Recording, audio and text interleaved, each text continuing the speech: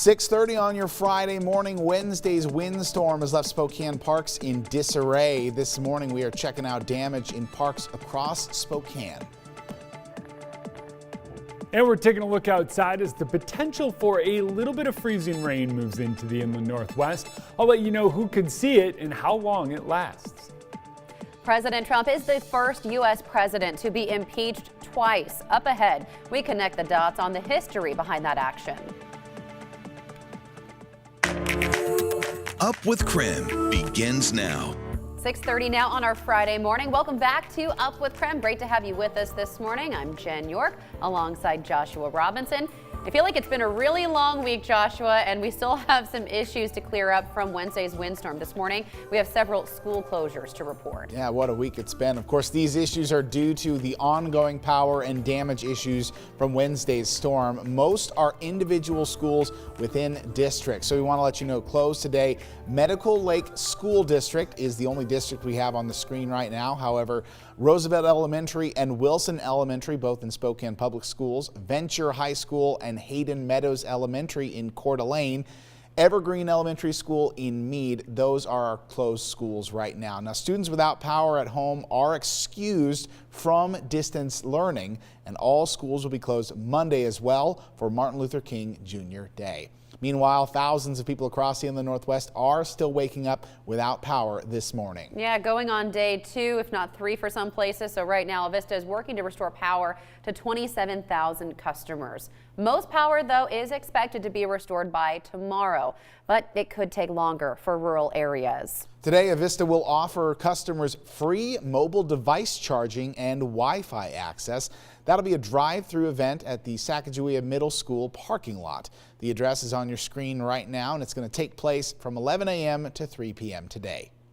Inland Power and Light is reporting about 2,000 outages this morning, and crews say most power is expected to be restored by noon.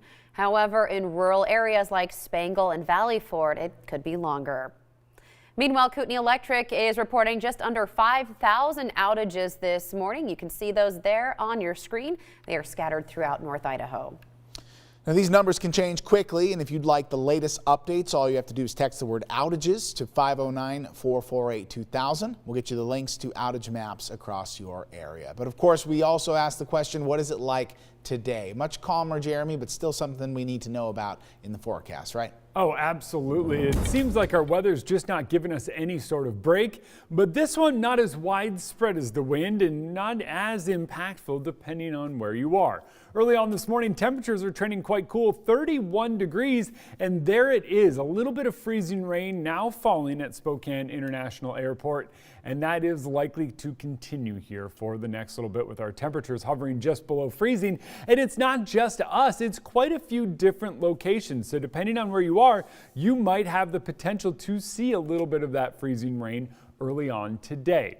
It's very light in nature. That's kind of the good news here, but it's also kind of the reason that we are going to see some of that. It's so light in nature that as this warm moisture falls, our cold temperatures down here at the ground quickly freezes it. There's not enough moisture to really heat things up, so we wind up seeing a little bit of that freezing rain early on this morning, lasts for the next hour or so, and then it's kind of on and off. A bulk of our moisture stays south of Interstate 90 all the way on through, and that is going to be the saving grace for a lot of us. Unfortunately, it's also going to be the reason some of us see a wintry mix or some freezing rain early on today. That little difference right there is not much, but it's some. We could see up to 5/100ths of an inch of ice accumulate in some locations. That little bit of ice is enough to create slick roads and sidewalks in many areas. The pink shaded areas are where forecast models are saying we're getting it. That pink crosshatch area is where we think you likely will see some of that on the roads, or you should actually be ready for it to fall early on today. Breaking it down hour by hour for you, we go from below freezing to above freezing by about 10 a.m. 9 or 10 a.m. should be above freezing. I think by 10 a.m. we should actually melt a lot of what falls. So by then, if you can put off any sort of travel, you should be good across the region. Joshua? 6:34 this morning, representatives of Spokane's Parks and Recreation tell us that right now about 95% of all of their funding will be going towards making the parks safe again after Wednesday's storm. Tim Pham joins us live this morning, taking a closer look at the state of our local parks today and surveying some of that damage. Good morning, Tim. Let us know where you're at now and how are things looking?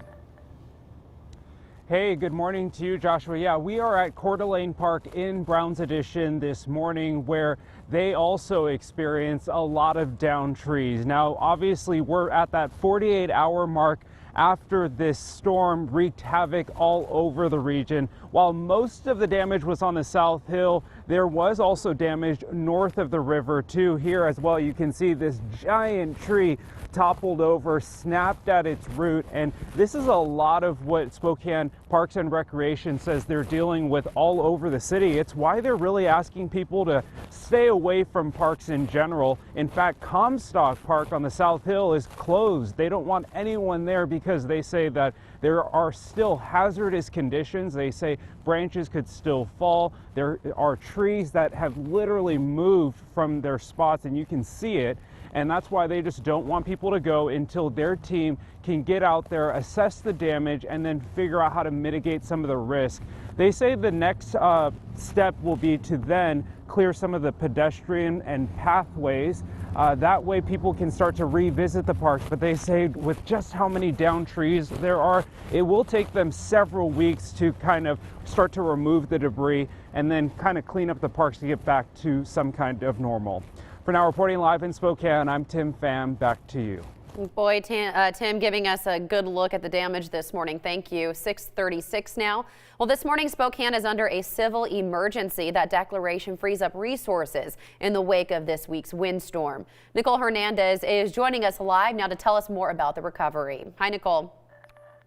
Yeah, good morning, Jen. So right now we're in the Shadle neighborhood where you can see we have a good amount of debris still. You can see this tree back here is completely cut up, was obviously blocking the road here. And a bigger problem for drivers right now is this small debris that's going to be all over the roads. Obviously, this road here is cleared enough just for one car to get by, but it's these big piles of debris like this that is the reason our mayor made that executive declaration for civil emergency. It will allow the city to more quickly get the resources needed to clean up all of the debris like this. So this specific declaration here is going to allow for spending for these emergencies, and it's specifically for emergencies. So it's, quote, requiring the immediate preservation of order and or public health, or for the restoration to a condition of usefulness of any public property which has been damaged or destroyed by accident, or for public relief from calamity.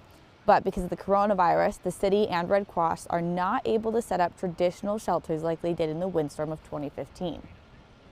Congregate sheltering, which is what we call it, is not the best option right now. And so we're working with folks on an individual basis and meeting their needs as best we can.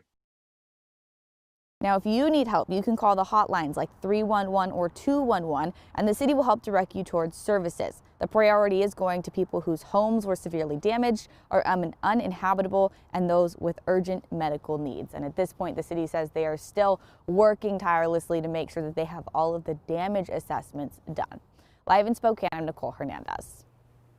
Nicole, thank you so much. Kootenai County also adopted an emergency declaration, and that will remain in place until all utilities are restored and crews clean enough debris. If you need help, you can call the number that's at the bottom of your screen, though. It's worth mentioning those are for non-emergency questions. Dana Marie?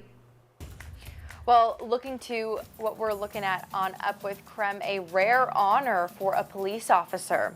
Now he's making international news for his handling of the riot at the Capitol building. And coming up, we're taking a look at your 3-day weekend, how we have wintry mix a couple of times throughout it, but sunshine on one of those days as temps climb up near 40.